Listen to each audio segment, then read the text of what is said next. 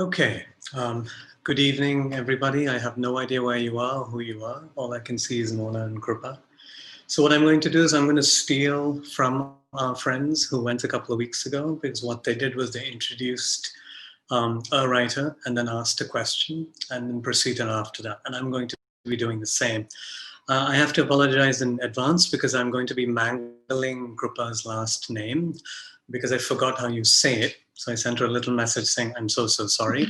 And then I'll briefly read her bio and sort of open with a question and we'll begin there. Krupa is a writer and editor from Madras. She's the author of Rivers Remember, published by Context, a narrative nonfiction account of the Chennai floods of 2015. Her reportage and cultural writings have appeared in The Hindu, First Post, and the New Indian Express, among other Indian and international publications over the last 12 years. She has a novel forthcoming from Context as well, which you should most definitely buy. If you haven't read Rivers Remember, shame on you. You should read that too. So I'm going to open with a question, Krupa. I'll start with an apology again. Sorry about the last name. So in the book, because I'm sure that those who haven't read it, they'd be curious about what the book is about. But as you talk about the book, I'd be curious about your interpretation of language. Because as I'm reading your work, it feels as though you're part ethnographer, part journalist, part writer, and part listener. And you're also multilingual. So let's begin there. Right. So I wrote Rivers Remember because of there was a devastating flood in my hometown, Chennai, in 2015. And it was a sort of an exercise in coming to terms with the flood. We lost our childhood home to the flood. I mean, nothing happened to the house itself, but what is a house after all? It is all of the things that is inside the house. And my parents were in the house during the flood. And so I sort of, once the flood passed, I sort of spent some time thinking about how I was feeling, because this was the first time I was confronting something like this. We've all been reading about climate change, we've been reading about floods, but they always happen to someone else. But when it happens to you, then you kind of really understand what the climate guys are going on and about, because it's not just something that happens to some people. It can happen to anybody. So that's what I kind of learned over the course of writing the book. In terms of, I'm sorry, what was your question about language? So we're speaking in English, right?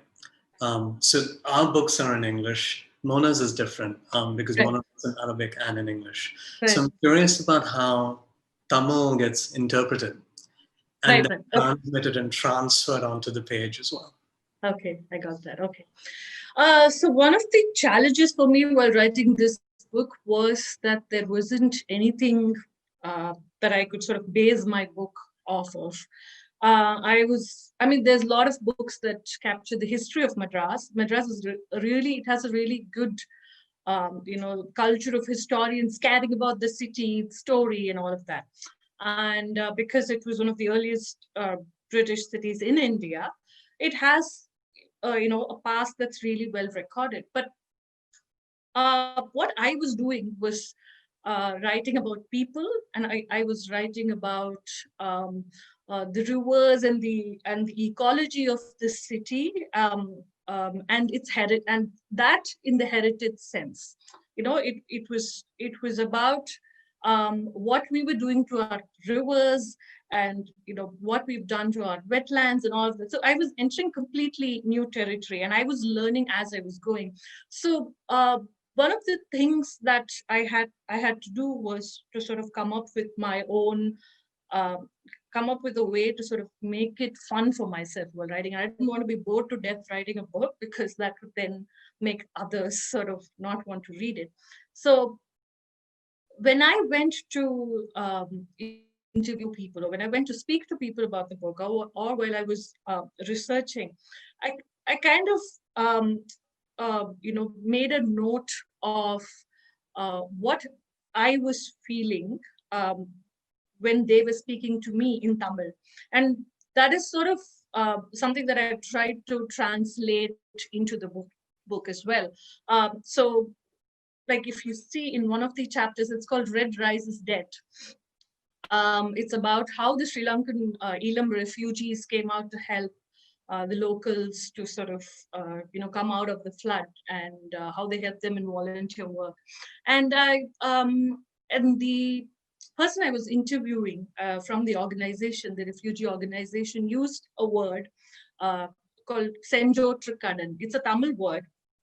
It's called Senjo Trikadan, and that sort of really remained with me. And there is no equivalent in English for it at all. And so I was staring at it, and I wanted it in my book, and I had to bring up, and I wanted people to sort of understand the beauty of this word, but it was really frustrating.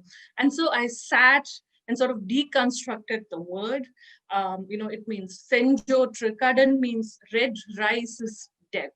So, and then that eventually became, so sen means red, choru means rice, kadan means debt. So senjo trikadan becomes red rice is debt. And there's a very famous old Tamil song that uses this word. And then as I was researching, I found out that 2000 years ago in Tamil, they used this word in an ancient epic, this exact word. So what do we have in common with the Elam Tamils? It is our language, right? And we have this common sentiment then, this sentiment called Senjo Trikadan, that is common to. So despite being from different nations, despite being from, different social, economic, spaces, there is something that still binds them to us, and that is the sentiment, which seems to have been captured by somebody 2000 years ago already.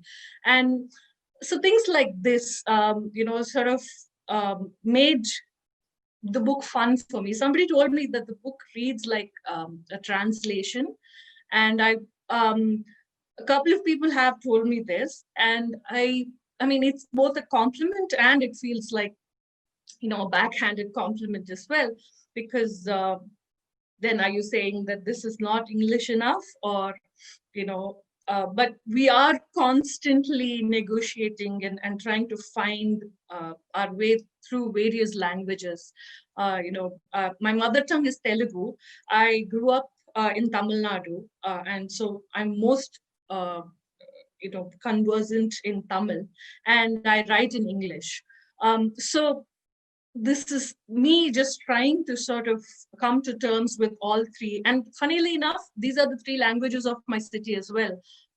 Madras or Chennai is a city where people speak Telugu and Tamil in large parts, and so that sort of became that kind of stuff became interesting as far as language was concerned while I was doing this. So now I'll go into the reading because I think I've spoken for too long. This is called A Part of Their Home Survives. It's a chapter in the book. We didn't think they'd remember, but they did. They remembered their many homes, every single one they had breathed in before, thrived in. It was as if nothing had changed, as if someone had turned the clock back. Their ancient homes looked different now, but once they started to make their way in, they claimed it as their own again. You see, we had thought of them as but minor obstacles to building a bustling metropolis. We displaced them, disallowed them from entering their own turf, and then we built on top of their homes. They'd been around for as long as time can be, and yet we said there was no place for them in the city. All we saw of them was their struggle for survival, the remnants of their decrepit homes, their unkempt facades, and the endless barrage of mosquitoes they bred, as if to strike vengeance. When we passed by them, we cowed our noses and looked away. Then, when the skies made love to the ocean, and pregnant clouds burst forth with droplets that grew slowly into raging thunderstorms, puddles turned into ponds and then lakes. The floodgates of their memories were thrown wide open. It was time for them to come back, to claim our uneven tar roads, with their bodies covered in grime, dark and brown, like syrupy jaggery in molasses. These are three of them. There are three of them that call Chennai their home: the Kosisthalayar, the Kuvam, and the Adyar rivers. Their homes survive in their memories, and they showed us its power in December 2015. I just do a small section from another part because we were discussing language. The ancient practice of Kudi Maramath, Kudi meaning people, and Maramath meaning repair, wherein a village was responsible for maintaining, repairing, and taking care of water bodies, died out over time. Though the Tamil Nadu government announced an eponymous scheme that harks back to this practice, first in 1975 and later in 2017, it has repeatedly faced hiccups. Waterways of yore, managed by the Tamils and Telugus who inhabited the city in large swaths, consisted of Aru or river. The name Adayar actually comes from Adai Aru, which means where the river reaches. And Eri or lake, like the Reteri, meaning two lakes. The names of many neighborhoods in Chennai are derived from Tamil words for water bodies. The word Karanai in Pallikaranai, for instance, refers to a water body, and Tangal, as in Palavantangal and Vedantangal, refer to irrigation tanks. There were also kulams or ponds in the nomenclature, like in Kolattur. So Chennai has retained names of ancient waterways and areas that derive the names from water. There's little glory left for these water bodies. Think of all the Lakeview apartments that no longer enjoy views of lakes. Or, Long Tank used to be between Adyar and Kuvam rivers. And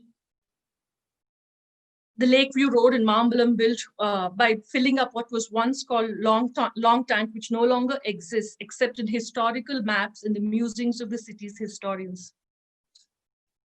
So this section, I kind of wrote it because I felt like it needed to be said. Actually, I stole it from a meme that was doing the rounds on the internet, during the time of the floods. But then when I wanted to go back, this is the nature of memes, I couldn't go back and find it, but I kind of remembered that many people had sort of shared it at that time saying, oh, see, we've forgotten them, but they remember.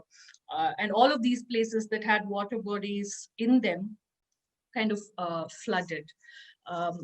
So I think I'll stop now, and then I'll read now Deepak's bio, and then I have a question, and then you can sort of take over, Deepak.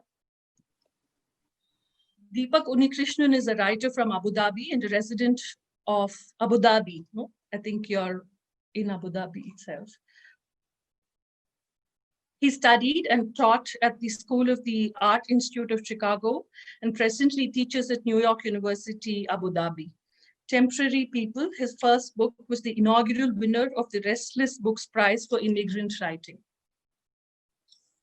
Now, one of the things I really enjoyed about Deepak's book was, again, this movement of language that sort of goes seamlessly between even the Galis, the swear words, they're there in all of the languages, and the way in which it moves through languages. So I wanted to ask you, actually, since I already spoke about language, I thought we can change the topic a bit, and I wanted to ask you about constructing a place, void of cliches. Cliches are, often born out of the privileged gaze, out of a privileged gaze.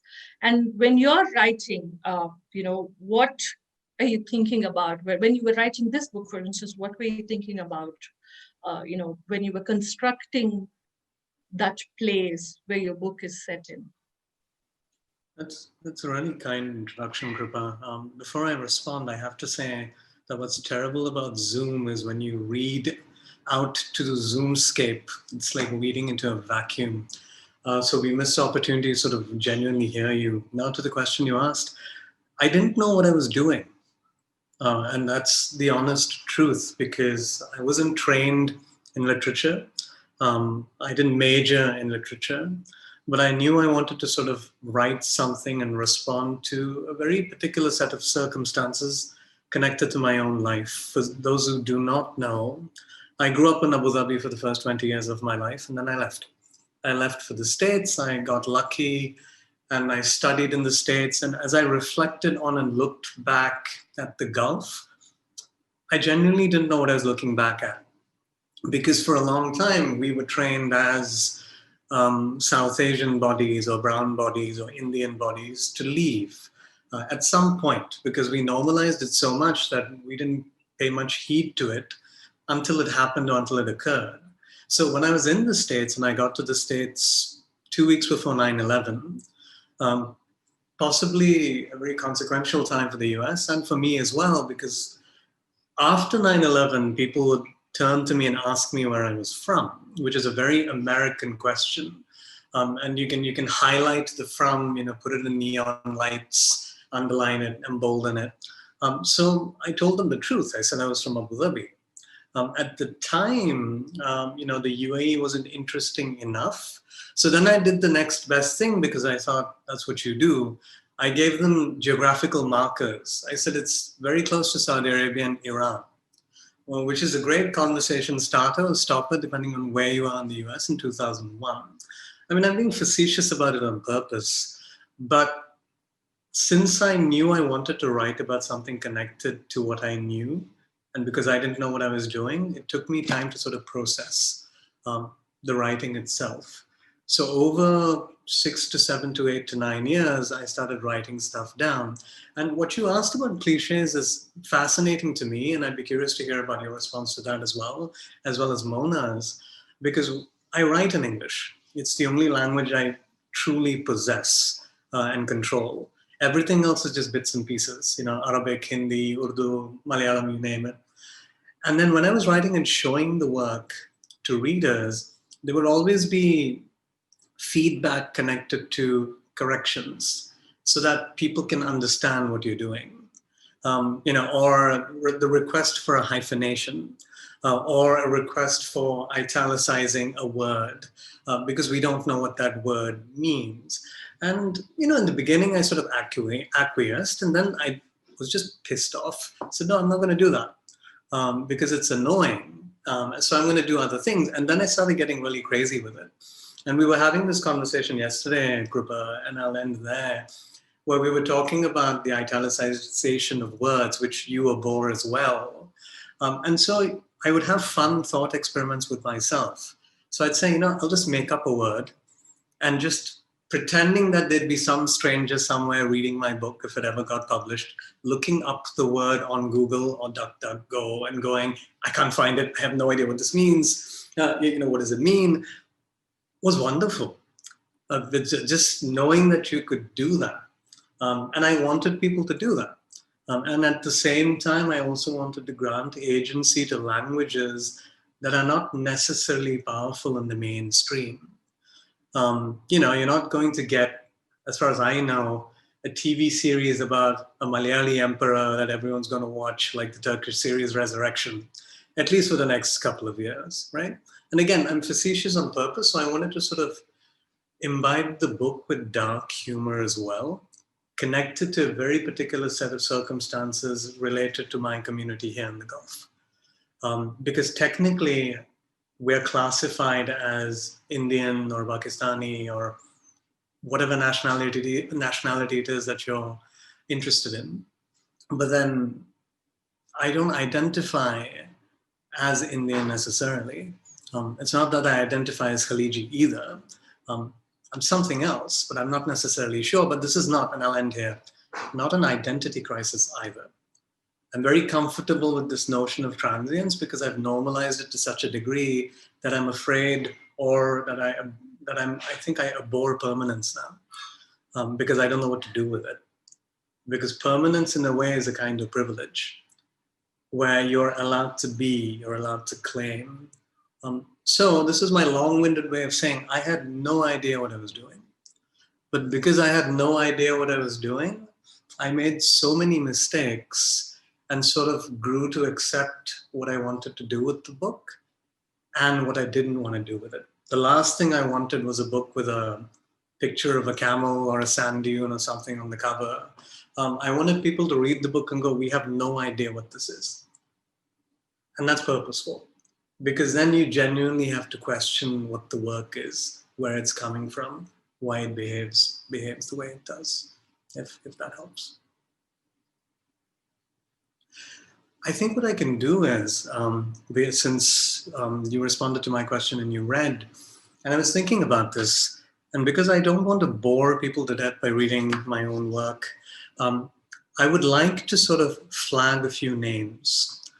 Names from the Gulf, situated in the Gulf or situated outside of the Gulf, because I think it's important in the conversations I've had with individuals over time. And I've been very fortunate that more than 3 people have read my book. And I get invited to a few things, and I pretend to know everything and I respond. And one of the questions I do get asked is, so what else is out there?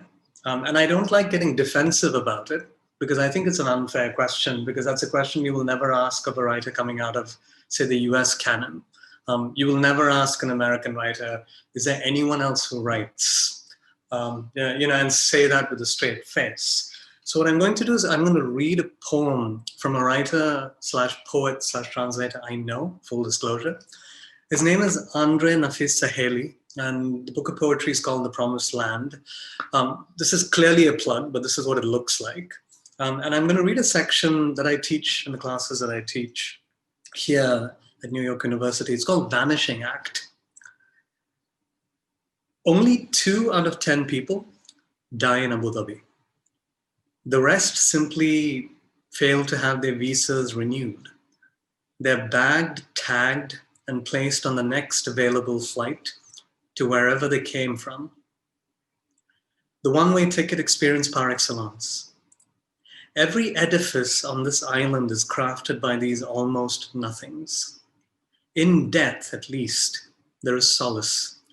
Never again to queue for days on end, never again to have their fingertips inked and pressed by intolerant hands, their blood screened for undesirable illnesses, their flesh seared by a sun that wonders what the hell they're doing here.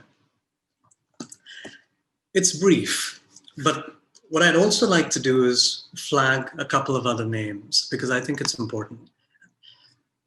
So there's a book called The People of Ras Al Khaimah by the journalist writer Anna Zachariah and Jeff Topping, which I think is an important work that's come out of the country, period. There is Camels in the Sky by V. Muzaffar Ahmad, which is written in Malayalam and was translated into English fairly recently. And it's an interesting book simply because it's one of the few occasions where you have a brown body paying attention to the powers that be and writing about them. You have The Girl Who Fell to Earth, which is a memoir by Sofia Almaria. And you have a book that I think is not talked about enough. It has, in my opinion, a terrible book cover, but it's called The Ambitious Struggle by Yasim Kakande. And again, it's a memoir. This is what it looks like. A writer who's Ugandan, journalist as well, who used to live in the Gulf. And I don't want people to get the impression that everything that's coming out of here is devoid of joy, because a response I often enough get at events I've done is, everything is so sad, what you talk about. So this might also speak to, I suppose, the response people have when they meet me, they just want to cry. But what I also want to do is I want to flag other writings, and there are 3 or 4, and then I'll stop talking.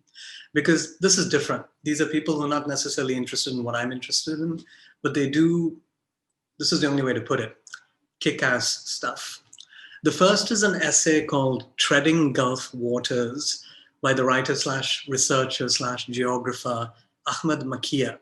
And it was published in Ibraz, that's IBR, if I can do this American way, A as in Adam, and Z as in zoology, I suppose. The next is a scholarly article called Reading Aspiration in Kerala's Migrant Photography by the scholar and researcher Mohammad Shafiq Karinguriel. And the last name is spelled Karinkurayil.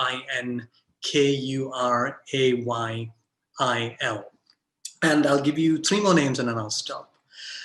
Then you have Rana Muttawa, who's an Emirati researcher and scholar whose work I'm paying a lot of attention to, who's important to not just the region, but to pushing back against the expectation of the Emirati scholar. You also have the scholar Laura Asaf, who is a colleague, full disclosure, and the work that she does on Arab youth is also super / hyper fascinating. And finally, you have Murtaza Wali, who's a writer, curator, and editor who was raised in Sharjah, and he goes back and forth between the States and Sharjah. And something that he curated at an institution here in Dubai called Art Jameel, I think is incredibly significant. It was called Crude, but I pay attention to his work as well. I said that's the last name. Give me the opportunity to say one more. Sorry. This might feel like an ad for television where I'm giving you names and saying buy the books, and that's exactly what this is. So the last name is the photographer Brian Kerrigan. His last name is spelled Kerrigan. Brian is spelled Brian. And I pay attention to his photographs. His photographs hang in my home. And I pay attention to it simply because he cares about the space. And this supposition that anyone who on the surface looks white or like vanilla ice cream doesn't care is, again, frankly, bullshit. He cares, but it's what he photographs and how he photographs that I genuinely like and adore. And again, he's not interested in the stuff that I'm interested in, which is precisely why I'm doing this. This is a good segue to Mona, because as you were reading my bio, Krupa, and as I was reading yours, I've realized that Mona's bio doesn't necessarily do justice to who she is as a writer and as a translator and as a burgeoning scholar. So what I'm going to do is I'm going to give you, when I say you, the viewers who I cannot see, who are out there, how I came across Mona's work. And then I'll ask a question related to that. So sometime, I think last year, a friend of mine wrote to me and says, there's this woman in the States who's teaching a course about the Gulf that's just incredible. I wish I was in the class. And because I have an ego and I think I teach the best classes in the Gulf, I'm like, fine, let's check this out. So I look it up, and it's a class I wish I had thought of. I wish I had taught. I wish I was in. Primarily because of the kind of work that Mona Kareem, the poet, engages in. So Mona, here's my question to you. And as you answer and respond, I want you to give us, Krupa, myself, and strangers out there, a comprehensive idea of who you are as a writer. And if you could indulge me a little bit and talk about your class, because that class sort of made me rethink how you could teach the Gulf, in the Gulf, or even elsewhere. And this is related to what Krupa was asking earlier about cliche. Your class is not cliche. It's as far from cliche as I've seen in a good long while. And I wish I had thought of that. So that would be my two-part long-winded question to you. Thank you, Deepak. And yeah, I have been writing notes. That so much that has been said is, provoking to me, and I would love to say so much about the language and vernacular, and bilingualism. I really don't know where to start. But to start from your question, the course that you're referring to is a new Arab Gulf, and maybe this is a good way to talk about myself as a writer, but also all the other ways that our work could intersect and does intersect. So I put together this course, and I have a PhD in comparative literature, and I teach Arabic literature, and I thought I have these students who are native English speakers but are learning Arabic. What an opportunity, So I put together a course where work was both in Arabic and English. In an ideal world, I would have also included South Asian languages, maybe even Tagalog, and the sky is the limit, if the location is the key. Yeah, and I try to put together different disciplinary texts, different genres, and sometimes play with translation, you know, what it means for an American to translate Deepak story or Andre's poem to Arabic, you know, and like, I mean, number one, you know, seeing them in Arabic and like what kind of location that take and how does it manifest, but also, of course, the role of the translator here or any mediator, really. Sometimes it's a professor, sometimes it's a writer. So, and I had so much fun. I really had so much fun, you know, with the results. And I always feel like the creative writing medium in the classroom, just like,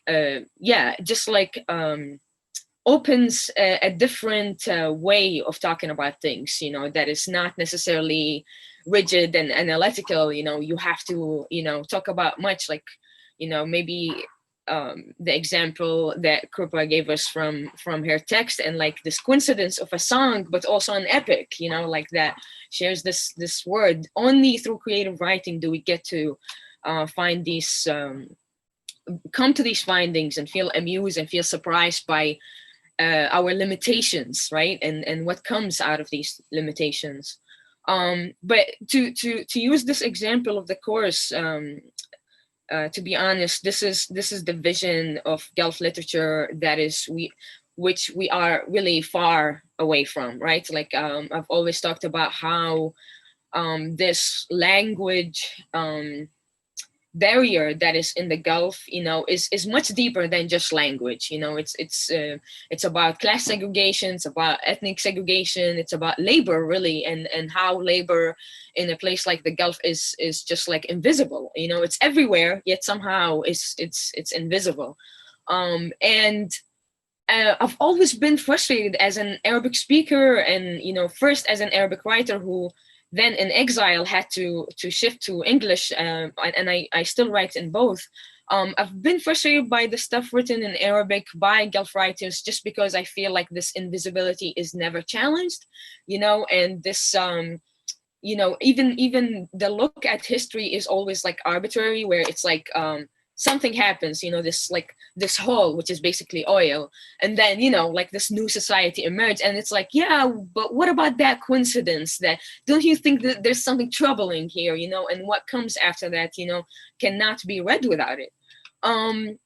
And I found relief only when I stepped away at distance and started reading all these writings. And I think you gave the great examples, but I want to stop here at your work as well as Andre, because you know, it's like the outsiders within who lived in the Gulf and tackled the language issue, and then, you know, did this really brave thing of like, oh, guess what, I'm gonna write about the Gulf, which the West doesn't care about, in English. You know, and it becomes a way, you know, where you infiltrate English and you co-opt English, because, you know, English is really intimidating. You know, no one feels like at home in English. You know, it's like, it's everybody's but nobody's as well. And I remember when I read your work, I was just like giggling, and I was just like so amused, and I was like, oh my God, I'm sure so many people are not getting the humor. I'm sure like all these plays on like how Arabs pronounce certain letters, or how South Asians pronounce these Arabic letters, you know, there was layers of playfulness that is not just exhibitionist. It's more about like really our reality and the kind of culture we lived in. You know, like I always tell people, like, the Gulf is the most diverse place, yet it doesn't necessarily mean like that diversity is really celebrated or allowed to flourish, right? So, you know, I can can go on forever about this, but I want to bring in here also my writing, because I want to say, you know, as a poet who writes a prose poem, I can describe them as, you know, minimalist and you know, like trapped in some kind of consciousness, especially really women's consciousness. I was born stateless in Kuwait, and you know, I grew up around many immigrants. My Arabic was never, you cannot identify it. My Arabic is not like my mother's, not like my father's. You know, each of us has some kind of other Arabic, and this happens because of a lot of historical ruptures, really. You know, going from desert to urban space. You know, also mixing with other people. You know, so growing up around Arab immigrants, like I had to, you know, I naturally, and of course, I think it must be the talent of the poet as well. I kept making my Arabic like even more and more flexible. And I found comfort in that because I felt like as a stateless, rejected, and told like, oh, you don't belong here, everything, I needed another kind of belonging. And a pan-Arab kind of language was my refuge, really. So when you read my poems in Arabic, you see that you know, I really run away from Arabic dialects and vernaculars to Arabic standards, because I feel like, you know, somehow it makes us equal, right, among us, you know, in as Arabic speakers. So I found comfort in that. I was able to use that comfort to express things. And that same equation was flipped all over when I came to the United States, where I have to actually do the opposite with English, make it mine, because, you know, otherwise there is no distinct voice for you, you know, if you don't like tame that language or break it down and reassemble it. So I find myself being more adventurous and less safe in English. And I even love the fact that I don't even have to bother about, well, is there a place for me or not? Because I'm like, yeah, I don't own any languages, really, you know, and you know, I love that I have to be a stranger and I have to like be meticulous about everything, because it just makes me a better writer, I guess, you know, like I think I just feel more challenged and more assured with every step, even if there is a slowness to it. Yeah, and yeah, I don't know if this is like a good entry to read poems, but I just wanted to give people a sense of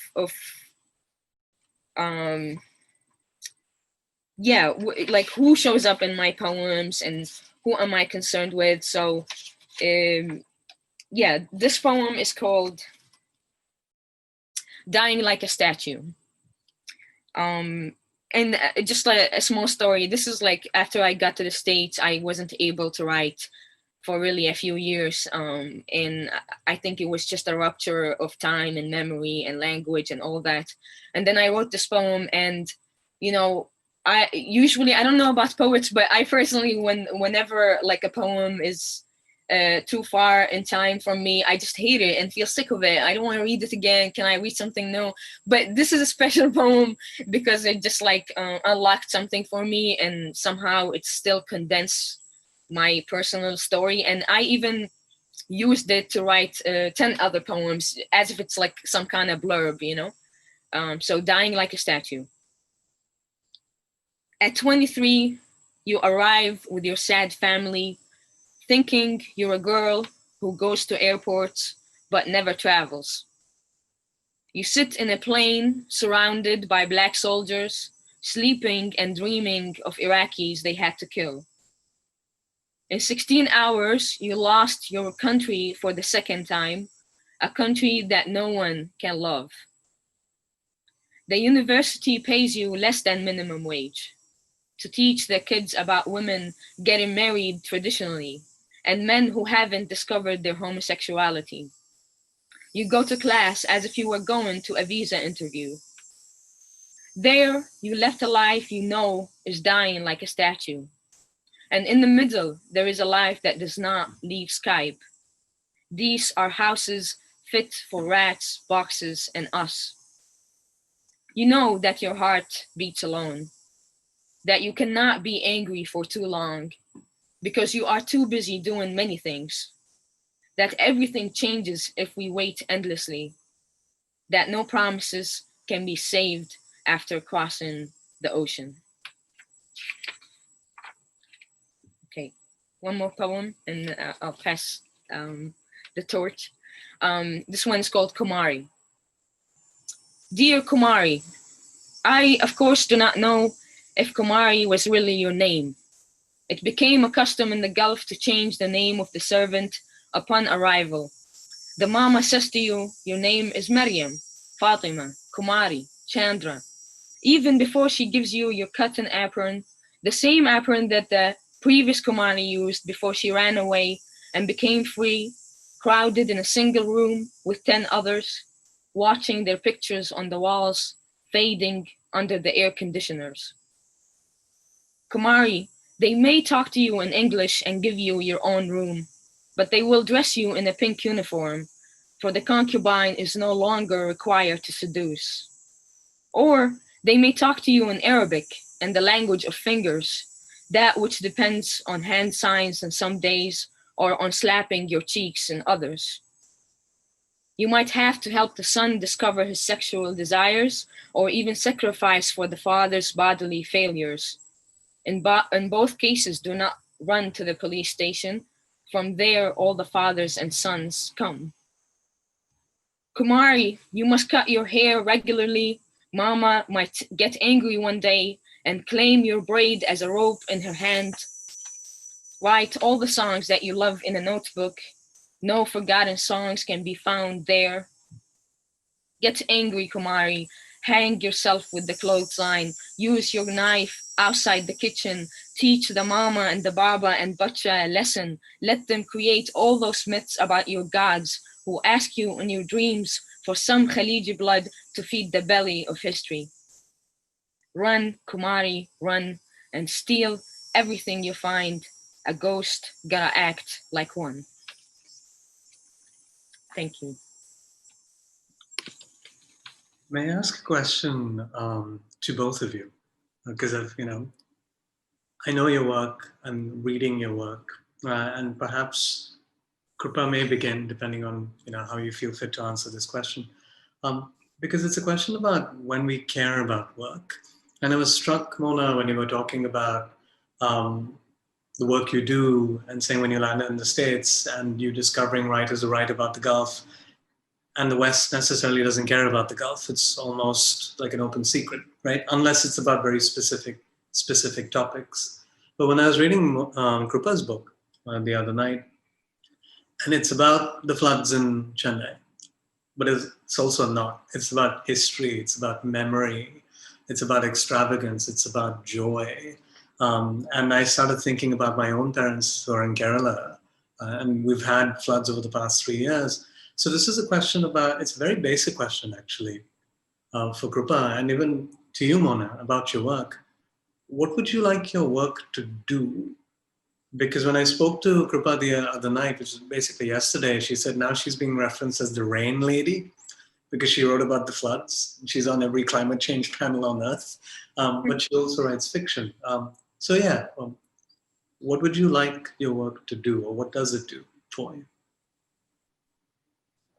Yeah, okay, that's a really good one. Yeah, I have been flagged as sort of like the rewards lady. I've already seen that there's a question. So when my book came out, actually, it came out in the middle of a drought. Funnily enough, it was like the worst drought Chennai had seen in decades. It was so bad that Leonardo DiCaprio was posting about it on his Instagram. It was that bad. And that's when my book came out, and people would always ask me, so are you going to write about the drought? And there is also a question now about, there's a similar question in the Q&A that's been forwarded to me. And when I wrote the book, actually, when I started to write the book, it was like I started off by saying I wanted it to sort of be something that people would remember. It's interesting that you brought up memories, because I felt like, has this happened before and have we forgotten? Did somebody just not, put it in a book so that we can sort of remember that this had happened? Because this was something catastrophic that had happened in my adult life, and I was watching it unfold. I was watching my own privilege sort of in action during the floods. And I saw the ways in which I was affected and the ways in which I wasn't. I was able to, and because I'd been a journalist for so long, I wanted to just sort of, for my own self, I wanted to sort of remember what it felt like.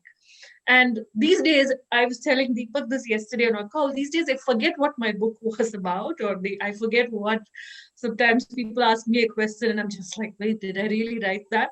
But for me, that's why I possibly put it in the book, because I felt like if I didn't, it was something very urgent. It was something that I felt like if I didn't write about, people would just forget and move on to the next tragedy, because tragedies are aplenty in our, in our part of the world, because then there will be a flood elsewhere. And so what I really wanted to do was to remember. And the other thing that I wanted to do was to see. Um, I I had seen the flood, but I also wanted people who've been through this to felt seen, because I didn't feel seen when the floods happened. And it's actually, unless it happens to you, I think you don't really know how scary and how it's just for a few days. But so I wanted other people, and I know there are so many people right now across this country. Every year, there are parts of India that flood, and people have assumed that that is just how it's going to be. Every year, Bihar and Assam will flood, and every year there are people who are saying, "Oh, but the mainstream media is not talking about us." And I watched people, just sort of, gloss it over, or just it'll come as like a small segment in the news, and you just watch like these helicopters come and then they're dropping food, and there's like water and people are wading through it, and somebody's carrying a baby on their head and walking in neck deep water. All of these are things that are just images that are just there in your head from when you're a kid. Um, but when it happens to you, and then you realize that nobody else cares, because for them you're just a moving image in the news. uh, it sort of really hits you. And so that's the other thing I wanted to do. I wanted anybody who would sort of be in this part of the world, who would go through something similar, to feel like they were seen, to feel like, they can come out of this eventually, but this is possibly why this is happening to you. So, and also because of, the fact that I wanted to hold my state accountable for what it had done to me and to my own parents. And to, I wanted to rage against somebody. And the thing is, I would spend so many days crying while I was writing this book, because it would just, every single question I started with would sort of end with, oh, so in the end, the flood was caused by the state's inaction, the state's encroachments, the state's this or that. So this was, a way for me to sort of tell the state, hey, I see what you're doing. I might not be able to do anything about it, but I see what you're doing. So that's what it was. I'll let Mona take over now. Thank you, Krupa. Yeah, it's definitely a big question, and I feel like my answer always changes. Every every year I'm concerned with something else, or every. But I will say that what I learned after many years of writing and reading and thinking together, is my personal experiences and the experiences of others that I witnessed. Are definitely not only worth exploring, but also, I guess I'm no longer concerned with this thing that maybe Deepak kind of insinuated of like, how do we make ourselves accessible and universal and, relatable? Like, is this really a valid narrative or language or style or story, etc.? Because I want to say that, growing up as someone who's like, read a lot of Arabic literature, but also read all world literature through Arabic. And the process of that, of like how many, these basically men, translated world literature based on what they aspire for, their understanding of modernism. And this idea of like, as writers, we have to be abstract, and we have to write about others, distant others, and we have to, use imagination without insight, which what Audre Lorde says, So I felt at place with my writing when I discovered that no, there's so much that comes from these little stories, whether they're painful or joyful, and I just putting that out there in the sun and thinking through it, the results are always surprising and always like take me to new places and to new ways of going back to the same ideas, really, because I feel like the ideas are always there. It's more of like, how do you tackle them and how do you make them worth instigating more? And if I may hijack this to some relevant question, though, just going back to the panel title, I feel like with Krupa's book and what you've told us so far about the book and what you wanted to do with this, I can tell definitely this is like into the lane of climate change writing, environmental writing, which is becoming big. And I think I told this to Deepak at some point, is that I never realized that we are also writing about oil, cultures, economy, petrocapitalism. I didn't know this is also environment. I didn't know this is also climate change or crisis. And it's interesting that, writings from the subcontinent about the climate change was the one to alert me to this, of like, no, yeah, oil is also crisis, and you compromised an ecology this way, and this is something like irreversible, and so on. And now there is also this aspect of the pandemic, and being in the United States, where this like superpower that is doing so bad with the pandemic, and falling apart, and just seeing all of this decay around.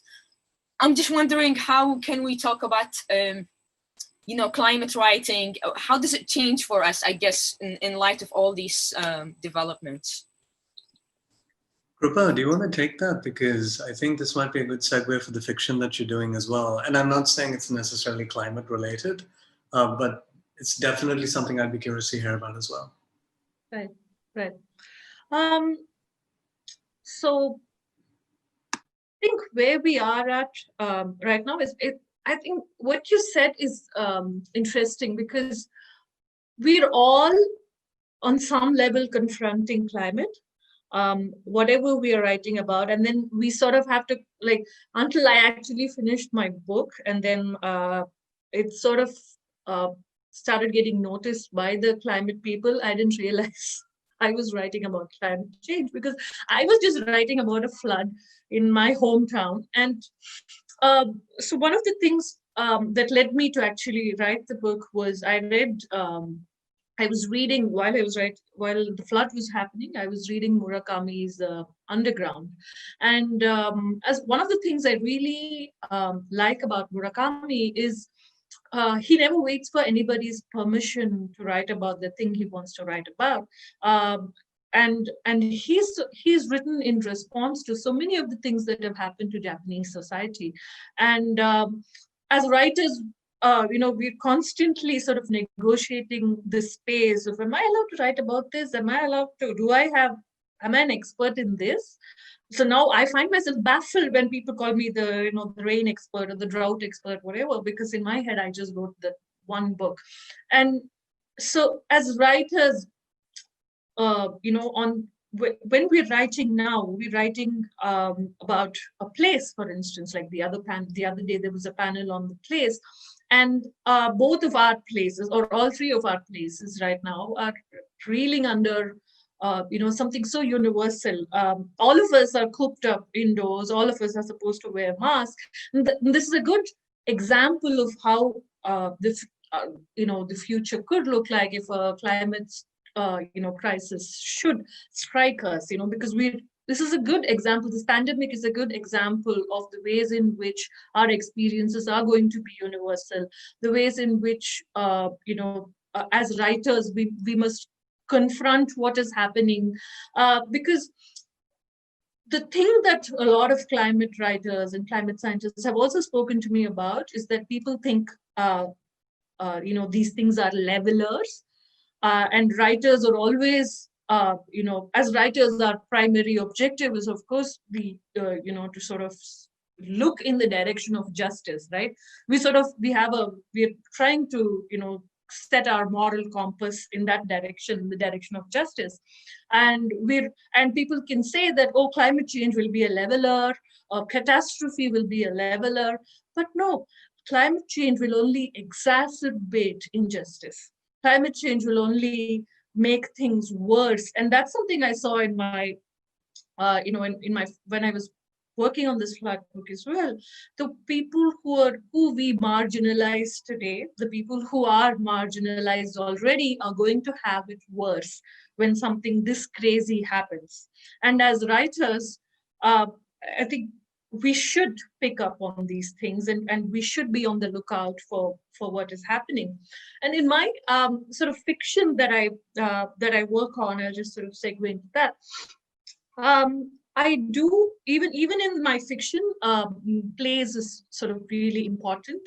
And I try to sort of, see what the plays kind of does to the women.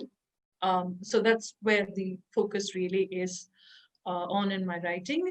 And women are also, so climate crisis can also be gendered.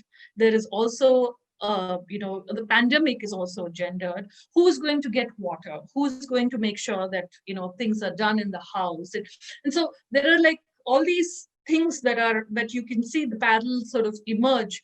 If my interest is in feminist points of view, and if I'm going to look at the flood through a feminist point of view and see how women were sort of adversely impacted by the floods.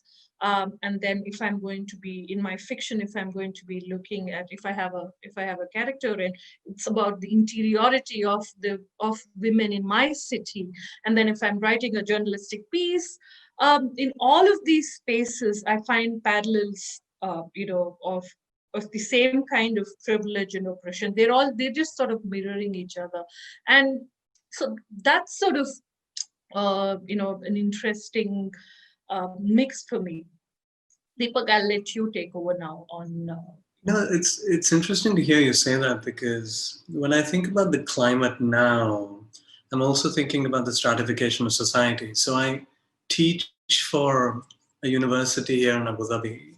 And this is my 5th year with New York University. So over the past few years, I've engaged with students, and they were so thrilled about going out into the world and exploring and introspecting. And I'm not saying they necessarily bought into the delusion that they would be welcome everywhere or they could go anywhere. But there was a moment when everyone sort of forgot that the world is a little bit harsher. Because of COVID, depending on which country you're looking at, depending on what sort of policies have been implemented, all of a sudden, I have students and colleagues and friends thinking about where they're permitted to go or where they cannot be or what they cannot do. And they didn't know how to take it for the most part. And apologies for speaking on behalf of strangers, those of you who are listening in and have never met. But it was fascinating to sort of witness that. But then, I grew up in an environment where, the passport didn't mean much. The Indian passport didn't have as much agency in the Gulf back in the day. And I'm not saying it does now. So you always thought about stratification. You always thought about classification. You always thought about what you were. And I'm mentioning this because as a teacher, I'm thinking about what pedagogy looks like if this continues long term. Especially because climate change is not going away. It's here, it's already here. So what does elitism look like? So right now I'm speaking to you guys with a lamp that's way too big for its own good that was provided to me by the university. I'm working on a laptop provided to me by the university. I'm doing more than okay.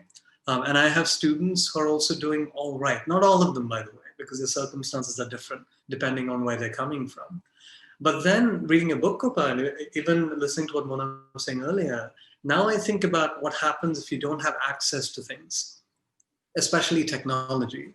I don't have a smartphone because I'm an idiot and I can't use one. But then if pedagogy has moved online because of a bunch of different factors, what happens then? Look, I've always believed that as a writer or as an artist, you really should be able to produce whatever you want. You have no responsibility towards the other. That's because I'm thinking about the ego. At the same time, I'm looking at work that's being produced and thinking about what people are interested in. You can't walk away from climate. You just cannot. As you were saying earlier, Krupa, my parents live in Kerala. The monsoons were celebrated until 3 years ago. Now people wait for the monsoons with dread. I live in a city where heat is fundamental to your existence, and it does things to, literally does things to your body, depending on what you do. I have connections to the US. I used to live in Chicago. So, the blizzards were getting more temperamental. So in a way, sure, I think about it. And I'm looking at some of the questions here. Perhaps we can turn to some of them. And there was a question about the pandemic and whether I'd be using the pandemic as impetus to write something else. To be perfectly honest, I don't know about the two of you. I'm starting to get sick and tired of how productive people have become during the pandemic, because I've done jack shit, if I'm being completely honest. Because part of it is me worrying about people I can't get to, can't access, and about thinking through how to work as a teacher, and also about figuring out whether I know how to produce as an artist or as a writer because of the situation that's happening elsewhere. I don't know. I don't know if the pandemic is going to be impetus for anything at all. At the end of the day, I hope, and this goes out to people who are listening in as well, I'm just presuming you're safe. I'm assuming you're okay. I'm hoping your family members and near and loved ones and strangers are all right. But I can also guarantee that one of you out there in cyberspace has possibly lost someone or someone is sick. So, and this is because I write fiction. I'm morbid most of the time, but I should really stop there. So perhaps we can look at the questions. Would you guys like to pick and choose, or?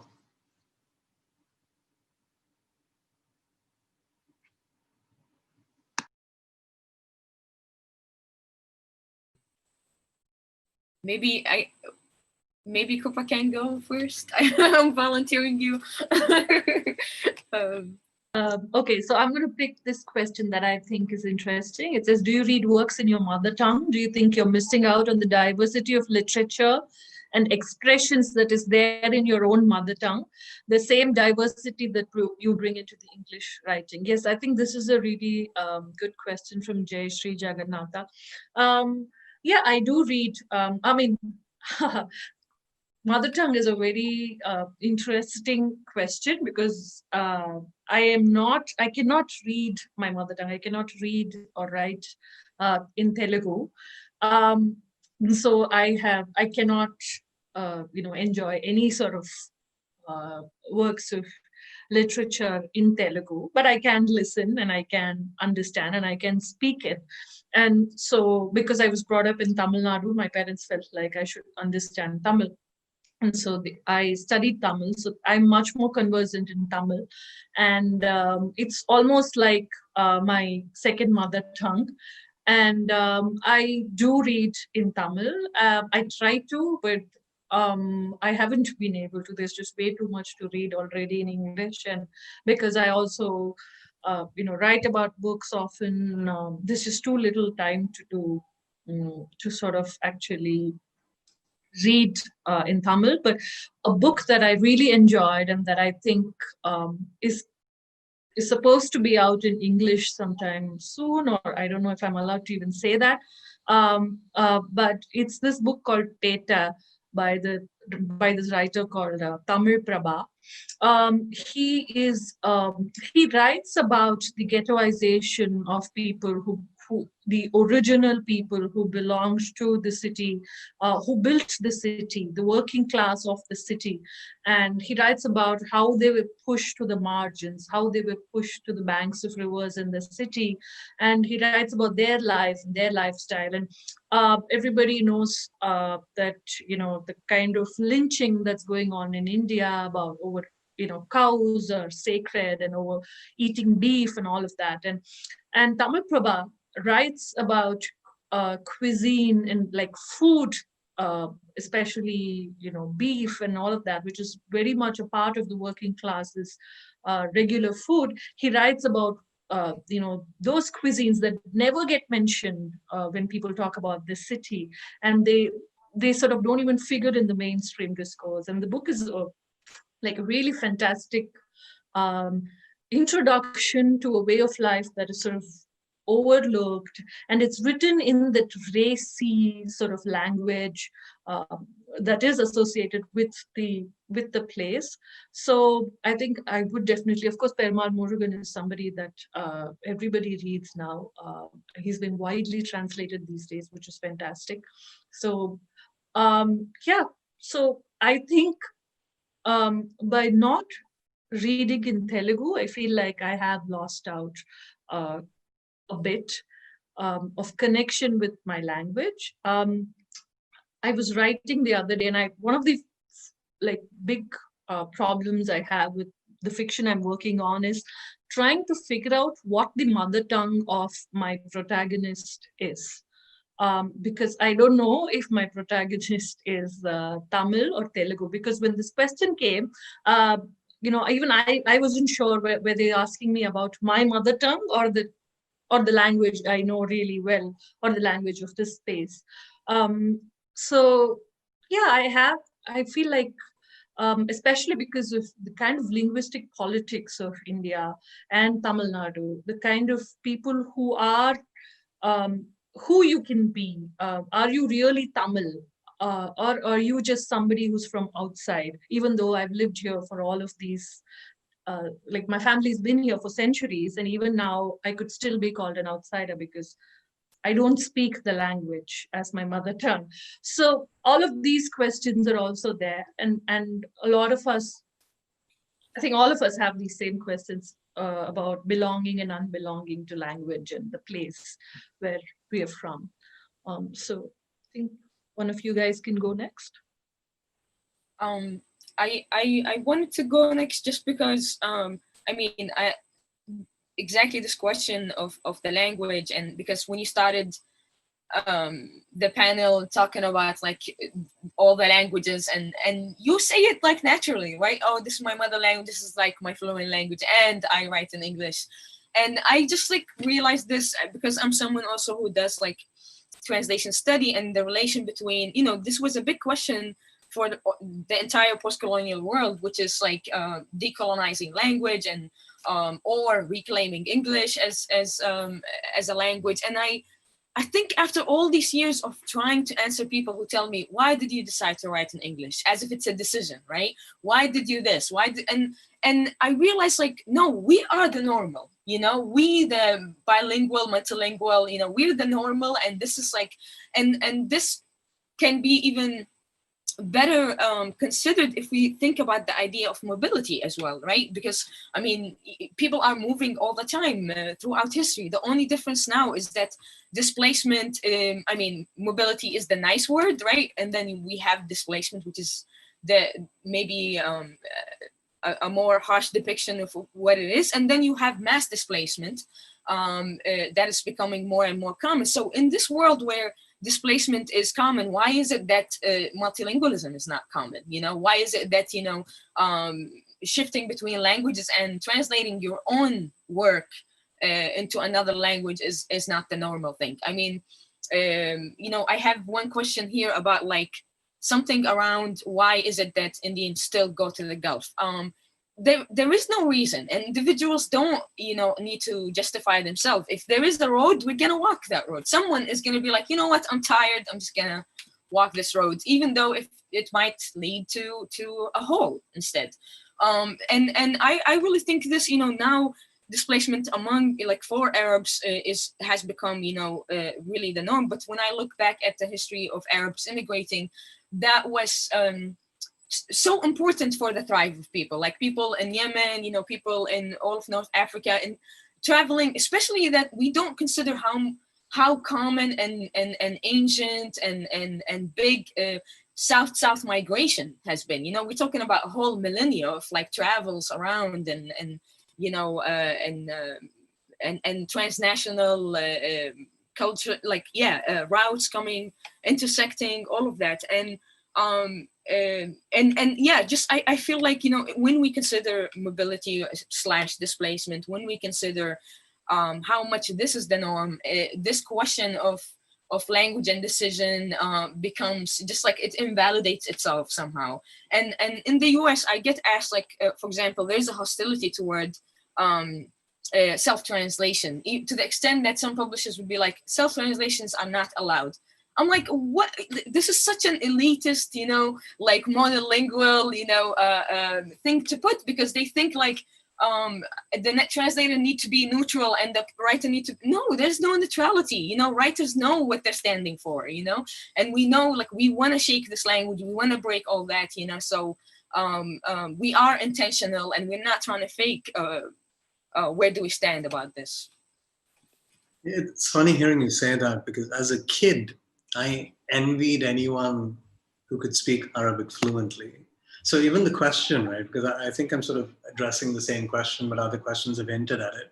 The mother tongue, sometimes I'm not sure what that is, if I'm being perfectly honest. I can talk to you about the first tongue, which is basically what my parents spoke.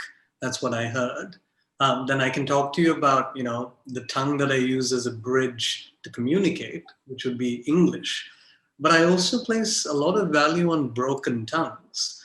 And this goes back to what you were saying, Mona, about a certain kind of elitism associated with how you speak a language. The number of times that people have had a conversation with me asking me, so you speak Arabic? I said, I don't. I mean, there are words that I can pick up. I can fake it for 2 minutes, so that's just about it. And then I talk to them about, but you know, I hear it in the streets, and occasionally someone would say, and not always with malice, no, but that's pidgin, as though that doesn't count. You know, pidgin doesn't represent. Pidgin is not intellectual enough. Pidgin isn't good enough. Pidgin is about the other. And I find that fascinating, because for me, language at the end of the day is about communication. It really is. Whether I can communicate with you and I don't give a grammar or syntax, I'm trying to have a conversation with my 6-word vocabulary. And are you down with that? And that's important to me, because, you know, there's another question in here about, you know, what you read, again, whether you're missing out on the language because you can't read in the language that you first heard, et cetera, et cetera. And I wonder about that, because then we're sort of putting written language on a pedestal. Because if you're talking about communities that have been moving for a while, and what they've really favored for centuries was the oral tongue, what do you do with that? If language isn't about text, if it really is about recitation and taking things in, memorizing it, and passing it on to someone else, how do you document that? Or, you know, and this probably is because I write fiction, I think in hypotheticals. What if you can't hear? And then you're operating in the language of signage, the language of the deaf with a capital D, which is valid and relevant and as important. How is that community documented? I think all of these questions are essential, and possibly and probably why I use language to negotiate these issues. And what you guys were saying earlier about us being told, oh, this is how it's done and this is how it's been done for a while, right? I find fascinating. No one would look at me and call me a heritage speaker of Arabic, but I've lived in the Gulf longer than any other place. It's the one language that I've heard consistently. But you wouldn't look at me or my work and go, there we go, part of the Arab canon. And, you know, I say you, it's a generic you. And, you know, the mischief maker in me wants to respond with, why not? Couldn't I be part of this too? even though I'm illiterate, because I understand the tonality. And I'll end with this. I was reading Edwidge Dandicat's book, Create Dangerously, the other day, because I'm expected to teach an intro to creative writing class this semester, and I don't want to mess up. And she talks about not just multilingualism, she talks about being bitonal and tritonal. And that's fascinating because for the first time in a while, that made sense to me. So when I speak Malayalam, the accent changes, the body shifts, the tongue surfs a very different way. It's the same with English. If I was speaking to my cousins, I'd probably bury the intellectual Deepak, and all of a sudden you'll have someone who's speaking differently, consciously and unconsciously.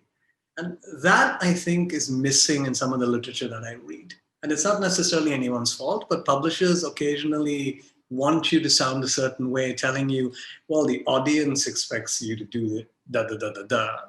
And you go, whatever, man. Don't know. You guys can pick anything else because I think there are a few other questions on here as well. Mona, would you like to get one? I think the last question, could you share? Or, whatever. There are quite a few addressed to you. Would you like to go? Do you mean the open ones?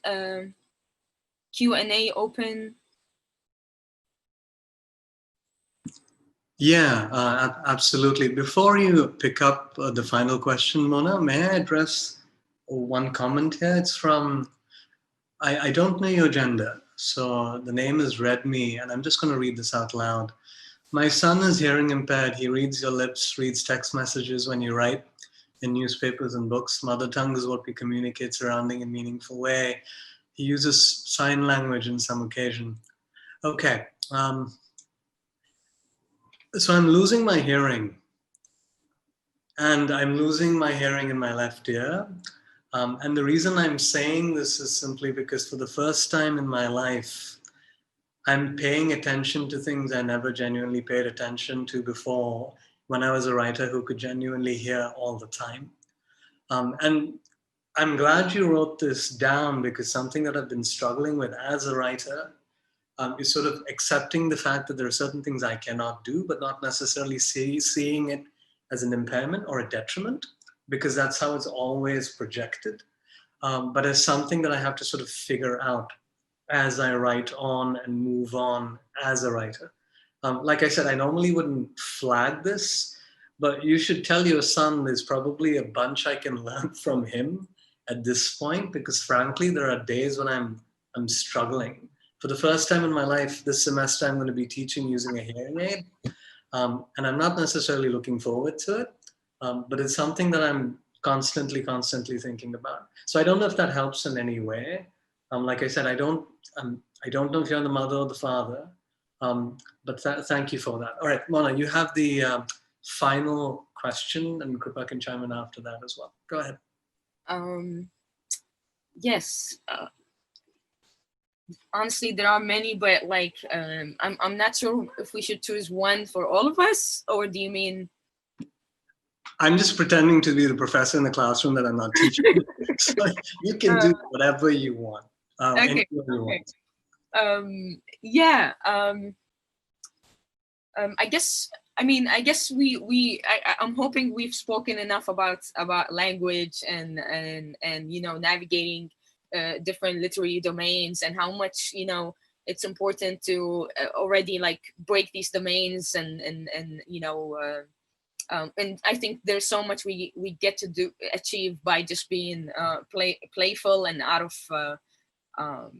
place, I guess, while in place. But I think there was a question specific to, because I read the poem Kumari, and to give some context, back maybe in I think 2015, 2016, in Saudi Arabia as well as Kuwait, there was a wave of crimes, that domestic workers have committed at home, especially against the children, like trying to kill them or something like that. And the way, of course, the media magnified this. There was a whole like xenophobia, expressed against these workers, and that inspired my poem, especially that part where I say, like your gods are asking. I literally saw some sociologists like say like, yeah, it's in their culture that they have to sacrifice blood, like I'm not I don't even have to make up these crazy narratives. But the thing is, I put the poem alongside some kind of text that I called Manifesto Against the Women. And pretty much I try to introduce like this idea of like now that it has become popular in the US, intersectional feminism, which traditionally is supposed to center Black women, right? But has been developed and sometimes maybe even hijacked.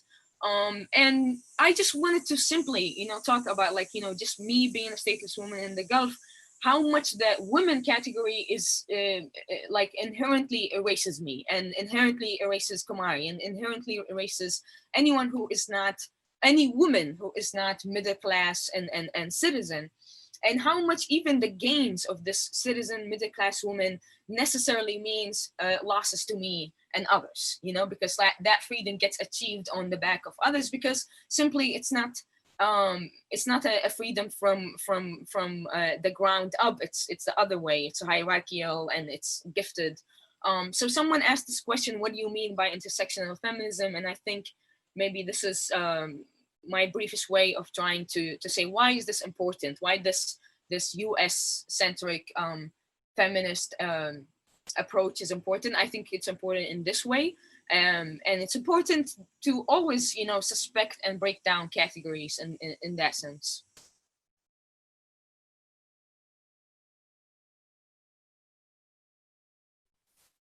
Okay, so there was one comment on somebody said that the description of the floods reminded them of A.K. Ramanujan's poem, A River. And actually, I want to tell the person who flagged it that I wanted to have A.K. Ramanujan's poem in my book, but I actually was too late to sort of, write and get permission. And so I was not able to sort of get the permission to put it in my book.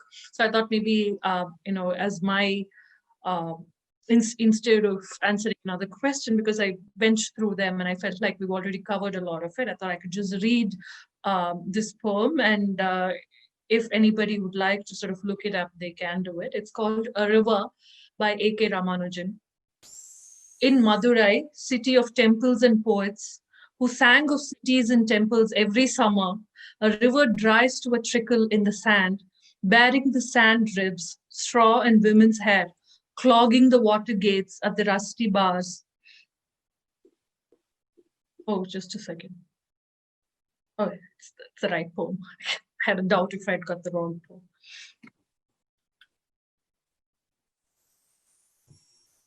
Bearing the sand drips, straw and women's hair, clogging the water gates at the rusty bars, under the bridges with patches of repair all over them, the wet stones glistening like sleepy crocodiles, the dry ones, shaven water buffaloes lounging in the sun. The poets only sang of the floods. He was there for a day when they had the floods. People everywhere talked of the inches rising, of the precise number of cobbled steps run over by the water, rising on the bathing places, and the way it carried off 3 villages, 1 pregnant woman, and a couple of cows named Gopi and Brinda as usual. The new poets still quoted the old poets, but no one spoke in verse of the pregnant woman drowned, with perhaps twins in her kicking at blank walls even before birth. He said, the river has enough water to be poetic about only once a year, and then it carries away in the first half hour 3 village houses, a couple of cows named Gopi and Brinda, and 1 pregnant woman expecting identical twins with no moles on their bodies, with different colored diapers to tell them about. I think I think this is a wrong version. I tried to find it online, but you guys should look up the poem. It's called A River. I was trying to read it from a website, but I think those guys have kind of screwed up the poem. I'm sorry to A.K. Ramanujan. As I was reading it, I realized this is not it. But anyway, Deepak, I think you could say something. I don't think you screwed it up. That's probably one of my favorite moments of this entire conversation. There's a question here that's addressed to me. It's about, I'll just read it out loud. So you've mentioned several books. There have been Arab writing in earlier periods. Are there Bedouin writers of present times? Are there writers mentioning their culture, beliefs, and lifestyle, including the depiction of their feasts, dress, accessories, and reasons of when it used to be? Okay, so I need to preface this by saying I'm definitely not a scholar, because I don't read Arabic. It's going to be very difficult for me to sort of present something written only in Arabic that hasn't necessarily been translated. If Mona has any suggestions, Mona, you should definitely feel free. I read widely, and I think I should also make it understood that I don't necessarily read everything that's situated in the Gulf. The only reason I mentioned some of the names that I did for my reading was frankly because I think there are certain individuals, especially writers and artists, who don't get spoken about as much, and I find that unfortunate. That's the only reason. Also in the question itself, I'd be curious about what your interpretation of the Bedou is supposed to be.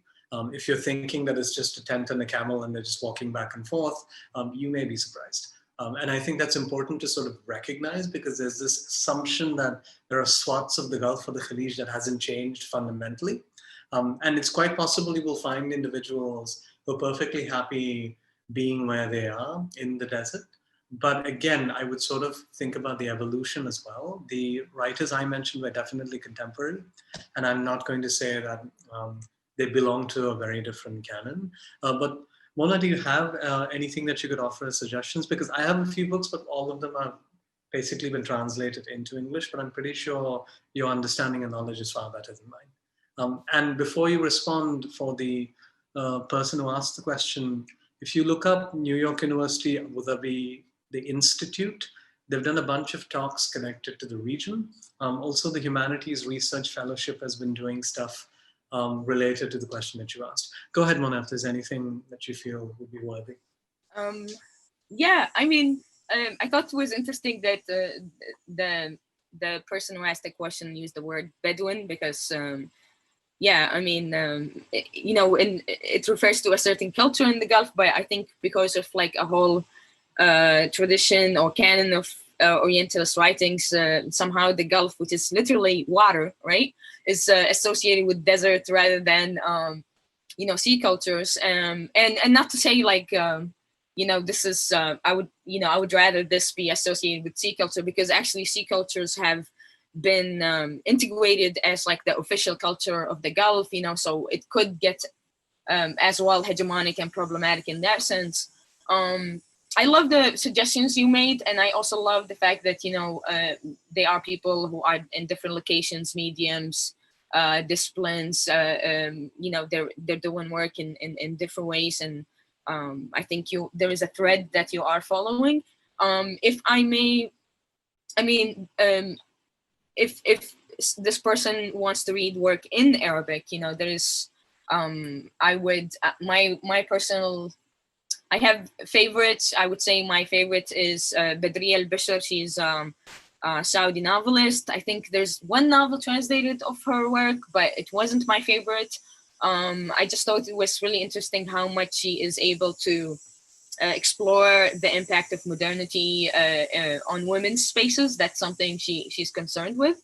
Similarly as well, Layla Al-Juhani, she's a Saudi novelist. She does the same. She's actually translated into English her novel Ignorance, and she's even more concerned with race and especially in a place like Mecca, which is, you know, like the center place of Islam. So that used to be a place where everyone comes and goes and everyone is welcomed. Now it's more surveyed and bordered and all of that.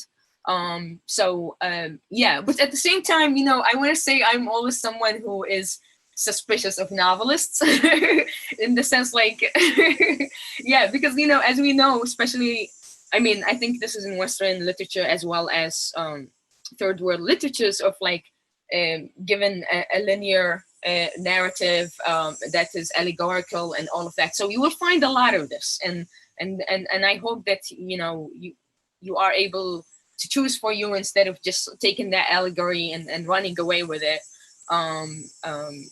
Yeah. So So I guess I hope that we become more active readers and give ourselves agency. And don't believe us, we're we have our own interests and questions. So to each of us, there are other concerns. Yeah, and I think that's super crucial because I did the one thing I promised myself I'd never do. I turned to the one person who speaks Arabic and asked, all right, give us Yes. a few names, please. So, apologies after the fact. No, But I think I made the back, but because you mentioned Dr. Shafiq, right? And he is co-editing a special issue called the Gulf Kerala Literary Tradition or Literary Canon, something like this. And I'm so excited to see what comes out of that. And it's crazy that we have this shared history forever, but only now we're tapping into this. Only now translation is happening between both literatures and canons. So yeah, I just thought maybe if anyone is interested can follow on this or even contribute if we have people who have the that. piece that came out in South Asian Journal, which is about photography and how Malayalis use photography to sort of reflect on their lives in the Gulf. And it's not about what you would expect. It really is about costume. Is wonderfully written and really makes you rethink what you think you know about the Malayali experience. But back to what you were saying, Mona, and I think I should sort of say the same thing. Everything I talk about, especially the people I read, watch, listen to, they're my interests. I don't represent the Gulf canon. I represent my interests, my vested interests in people I admire, respect, or I'm following. Another individual, a writer who I think will do wonderful things is Noor Naga, who's coming out with a book next year from Grey Wolf Press, I believe, and then Mona's work as well. So apologies to not give you a comprehensive list, because I've also been asked, can you please write down the names of the writers you mentioned and send it by email or something? I'll do what I can because I have no online presence. I will try to figure out what might be helpful or useful. I have a feeling we might be over time, but are we supposed to have closing remarks or say something Yeah. spectacular? Yeah, I think we have a message here that says we're supposed to wind up. Okay. So Now I feel like I'm in school. But is there anything that you guys want to add as a takeaway to the strangers in cyberspace? Mona, do you want to go first? Yeah. Put you on the I don't know. spot. I just wanted to say, I really, really enjoyed this. This is beautiful, and it's only joy that can take away from the stress because, I can't get used to this Zoom life. I don't want it. Part of me is like, don't adapt, and I fantasized about imagine if we were all together, in this festival physically, that would have been wonderful. But I'm happy this is just as wonderful, and there's just it does feel less lonely, to hear from you and to think with you out loud. Mona, do you want to tell them where to get your book? Because there was a question in there about that. Yes. So my chapbook it was published by Publication Studio, and you can order it online through their website. But the Arabic books, if anyone is interested, we have some equivalent to Amazon called Nil wa Furat, and they would have my Arabic books. The first book was actually out of print, but there is a PDF copy of it online. And of course, I have my own blog, which I use just as a way of archiving my work to make it more accessible. So I would say definitely start with my blog.